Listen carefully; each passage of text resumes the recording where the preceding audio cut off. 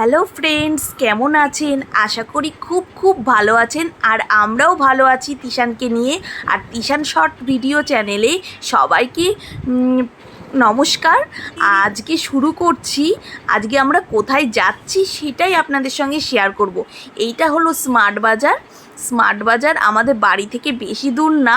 তো এইখানে আমরা চলে এসেছি। তিশান প্রতি সানডেতে বায়না করে কার চালাবে বলে।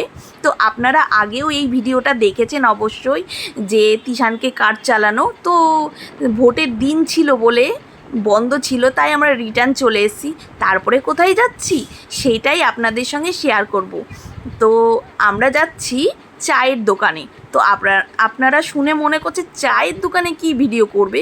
সত্যি বন্ধুরা, একবার এসে দেখবেন চায়ের দোকানে, তো আপনারা বারবার আসার চেষ্টা করবেন। আর এই চায়ের দোকানের বাইরের লুকটা সুন্দর ফুল গাছের দিয়ে সাজানো রয়েছে। তো ফুল গাছ দেখতে তো সবারই অবশ্যই ভালো লাগে কম বেশি। তো এইটা হলো চায়ের দোকানের নাম হলো মনের ক্যাফে। তো আমরা ভেতরে ঢুকে পড়লাম। তিশান চেয়ারে বসে পড়লো। দিয়ে ফার্স্টেই আমরা অর্ডার দেওয়ার আগে তিশানের জন্য জুস আর চিপসের প্যাকেট নিয়ে নিই, কারণ ও গিয়েই বায়না করে এটা খাবো ওটা খাবো। তো ওর চিপস আর জুস চলে এসছে, ও খেতে শুরু করে দিল। আর আমাদের চা আসবে। বন্ধুরা, এখানে বিভিন্ন ফ্লেভারে আর বিভিন্ন দামের চা পাওয়া যায়। এইখানে স্ন্যাক্সেরও ব্যবস্থা রয়েছে। আপনারা চাইলে সন্ধ্যাবেলায় টিফিনটাও করতে পারবেন চায়ের সঙ্গে। তো আমাদের চাটা চলে এসছে। দেখুন বন্ধুরা, এই চাটা